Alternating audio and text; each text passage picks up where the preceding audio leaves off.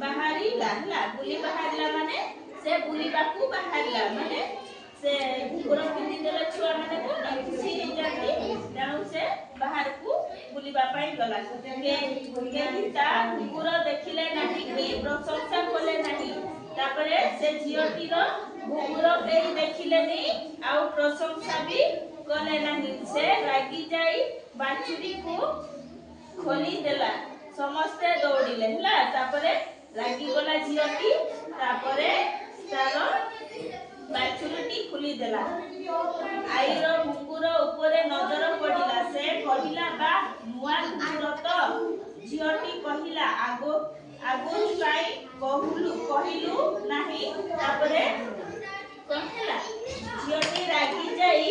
ବାଛୁରୀ ଛୁଆକୁ ଛାଡ଼ିଦେଲାକୁ ସମସ୍ତେ ଦୌଡ଼ିଗଲା କିନ୍ତୁ ସେଇ ସମୟରେ ଆଈର ନଜର ପଡ଼ିଲା କୋଉଠି ସେ ଝିଅଟିର ଘୁଙ୍ଗୁର ଉପରେ ତାପରେ ଘୁଙ୍ଗୁର କଣ କଲା ସେ ଆଈ କଣ କହିଲା ବା କେତେ ସୁନ୍ଦର ଦେଖାଯାଉଛି ତ ଘୁଙ୍ଗୁରଟି ଏମିତି କହିଲା ତାପରେ ଝିଅଟି ରାଗି ଯାଇ କହିଲା ସେତେ ସମୟ ହେଲା ମୁଁ ତ ଦେଖୁଥିଲି କାହିଁ ଦେଖୁନଥିଲେ ହେଲା ତାପରେ ଏବେ ଦେଖିବା ଝିଅଟି ଗପର ନାଁ କଣ ଥିଲା ନୂଆ ଘୁଙ୍ଗୁର ତାପରେ ଘୁଙ୍ଗୁର କିଏ ପିନ୍ଧିଥିଲା ଝିଅଟିଏ ପୁଅ ଝିଅଟିଏ ହଁ ତାପରେ ଘୁଙ୍ଗୁର ପିନ୍ଧିଲେ କୁଆଡ଼େ ଗଲା ବାହାରକୁ ଘରକୁ ନୁହେଁ ଘରୁ ବାହାରକୁ ଗଲା ହେଲା ତାପରେ ସେ କଣ ପାଇଁ ବାହାରକୁ ଗଲା ସେ ନୂଆ ଘୁଙ୍ଗୁର ପିନ୍ଧିଛି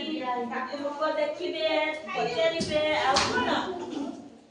ପ୍ରଶଂସା କରିବେ କହିବେ ବା ତୋ ଘୁଙ୍ଗୁରଟି କେତେ ସୁନ୍ଦର ହେଇଛି ଏମିତି କହିବେ ନା ତାପରେ କିନ୍ତୁ କେହି କିଛି କହିଲେ ନାହିଁ ହେଲା ତାପରେ ଝିଅଟି କଣ କଲା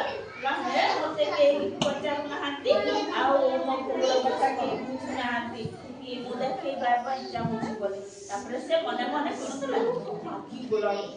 ହାକିଗଲା ଯେତେବେଳେ ସେ ବାଛୁରୀ ଛୁଆ ବନ୍ଧା ହେଇଥିଲା ତାକୁ ଏମିତି ଛାଡ଼ିଦେଲା ବାଛୁରୀ ଛୁଆ କଣ କଲା